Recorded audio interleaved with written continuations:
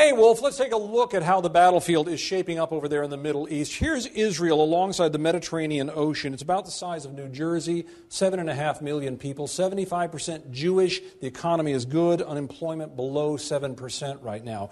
Gaza, by comparison, quite small. Geographically, only twice as big as Washington, D.C. It is predominantly Palestinian.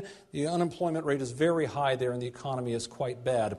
GlobalFirepower.com has called Israel the 10th most powerful military in the world. So let's break that down here. They have compulsory military service, which means that every young person must go into the military for a while. So they have 176,000 active troops, 500,000 they can call it from the reserves if need be. Ground forces, very strong, about 3,000 tanks. If you count all the mortars, artillery units, and armored personnel carriers, you get up to about 12,000 units on the ground that they can call up. And of course, their military is very formidable.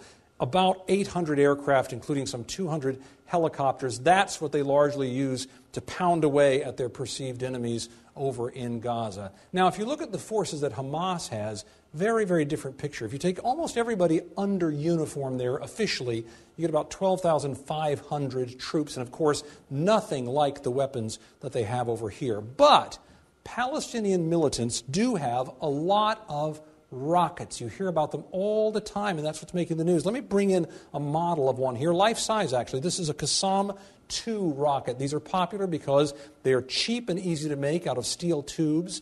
They only weigh about 70 to 100 pounds, and they're fueled essentially by fertilizer, ammonium nitrate, and they can pack quite a punch. They're not very accurate, but if you fire enough of them, they don't have to be very accurate. And if you go to some of their more advanced rockets and missiles, you also start talking about range at that point. Look at what we've seen in this conflict. Some weapons fired out of Gaza here have actually reached all the way out to Tel Aviv and Jerusalem. That's about 50 miles away. That's one of the reasons that officials in Israel are saying they simply cannot tolerate this going on any further.